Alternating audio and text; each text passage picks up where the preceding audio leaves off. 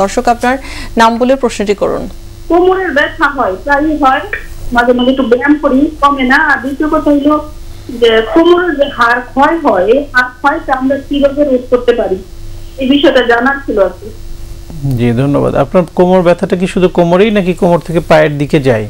না, পায়ের দিকে কোমরে হয়, পিছনে কোমরের পিছন সাইডে জলে, যে জায়গাতে একটুখানি ব্যথা হয় জায়গাটা খুব জলে। আচ্ছা, আপনি কি হাউসওয়াইফ না প্রফেশনালি কিছু করেন? আচ্ছা ঠিক আছে, ধন্যবাদ। তো আসলে আমাদের দেশে খুব কমন এই হাউসওয়াইফ বা করি, দেখা যায় যে অনেক সময় আমরা দীর্ঘক্ষণ বসে কাজ করি, তরকারি কাটা, রান্না বান্না, বিভিন্ন হাউসহোল্ড কাজ থাকে এবং অনেক সময় অনেকে খুব সিডেন্টারি লাইফ লিড করে, যে মুভমেন্ট খুবই কম এবং বডি ওয়েটটা অনেক সময় বেড়ে যায়। অনেকগুলি কারণেই আমরা এই হাউসহোল্ড যারা ওয়ার্ক করে তাদের পেয়ে থাকি। তো উনি যেটা বললো যে কোমর ব্যথা আছে এবং ব্যথার সাথে একটু বার্নিং সেন্সেশন আছে। তো বার্নিং সেন্সেশনটা মূলত নার্ভের উপর কম্প্রেশন বা চাপ থেকে আমরা বেশি পেয়ে থাকি।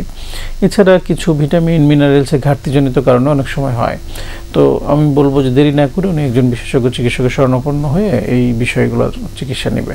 স্পোর্টস ইনজুরি এই টার্মটি নিয়ে আসছিলাম স্যার। দেখা যাচ্ছে যে শুধু মানে যারা রেগুলার বেসিসে প্লেয়ার যারা খেলছেন তারা তো এগুলোর মধ্যে দিয়ে জানি প্রতিনিয়ত, কিন্তু এছাড়াও অনেকেই প্র্যাকটিস করেন, অনেক ধরনের খেলা খেলে থাকেন যারা নর্মাল পিপল আছেন, তাদেরও অনেক সময় ইনজুরিগুলো হয়। তো সেক্ষেত্রে স্যার ইমিডিয়েট মেজারমেন্টগুলো কি নিতে পারি? আর ইমিডিয়েট মেজারমেন্ট নেওয়ার পরবর্তীতে তার যদি ব্যথা থাকে বা কিছু থাকে, সেক্ষেত্রে আসলে ফিজিওথেরাপি কি ভূমিকা রাখতে পারে? অনেক ধন্যবাদ। আসলে স্পোর্টসে ফিজিওথেরাপির ভূমিকাটা মানুষ অনেকেই জানে যে স্পোর্টস ফিজিওথেরাপিস্ট থাকে সব টিমের সাথে। তো এক্ষেত্রে দেখা যায় যে যারা প্রফেশনাল খেলোয়াড় তারা কিন্তু অনেকখানি এই বিষয়গুলো নিয়ে জানে, কিন্তু আপনি যেটা বললেন যে অকেশনাল খেলোয়াড় আছে, অনেকে ছুটির দিনে একটু শখে বসে খেলতে যাচ্ছে, অনেকে হঠাৎ করে জিমে এসে যে ওজন উঠাচ্ছে, ভার উত্তোলন করতে যাচ্ছে, এই সব ক্ষেত্রে কিন্তু সমস্যাটা আমরা বেশি পেয়ে থাকি।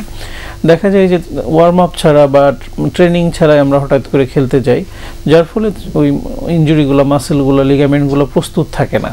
তখন যে বিশেষ করে নি জয়েন্ট, অ্যাঙ্কেল জয়েন্ট, এইসব আবার শোল্ডার জয়েন্ট, যারা হয়তো ক্রিকেট খেলতে যাওয়ার অনেক দিন পরে 10 বছর পরে যে ক্রিকেটে বল করতে গেল তার শোল্ডার জয়েন্টে ইনজুরি হলো, অনেকে ফুটবল খেলতে যে এসিএল লিগামেন্ট ইনজুরি হলো, এরকম আমরা পাই। এবং এটা শুধুমাত্র যে তাদের কিছু অজ্ঞতার কারণে, কারণ আমরা জানি যে খেলাধুলার ক্ষেত্রে ইনিশিয়ালি কিন্তু একটু ওয়ার্ম আপ করে নিতে হয় মাসেল লিগামেন্টগুলোকে রিল্যাক্স করার জন্য, কিন্তু আমি হঠাৎ করেই দেখা যায় যে স্টার্ট করলাম কোনো ওয়ার্ম আপ ছাড়া। 2 নম্বর হলো দীর্ঘদিন পরে যখন আমরা খেলতে যাই একটু ফিজিওলজিক্যাল রেসপন্স থাকে, দেখা যায় মাসেল লিগামেন্টগুলো একটু শর্টেনিং থাকে, ওইগুলো থেকে আস্তে আস্তে মাসেল স্ট্রেসিং বা এই ধরনের স্পেন স্ট্রেন হতে পারে।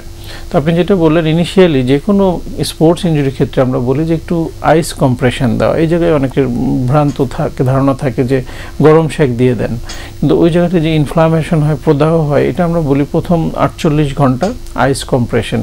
তো সেই আইস কম্প্রেশনটা ওই জায়গার মাসেল লিগামেন্টগুলোকে যেমন ঠিক করবে, পাশাপাশি যে একটু সোয়েলিং হয় সেটা কমাবে, রেডনেসটাকে কমাবে, ব্লাড সার্কুলেশন যেটা বেড়ে যায় সেটাকে কমাবে। এরপর যদি সেই জিনিসটা সমাধান না হয় সেক্ষেত্রে আমরা বলি যে একজন ফিজিওথেরাপিস্টের সাথে পরামর্শ করে সেই অনুযায়ী সেকেন্ডারি ট্রিটমেন্টটা নেওয়া।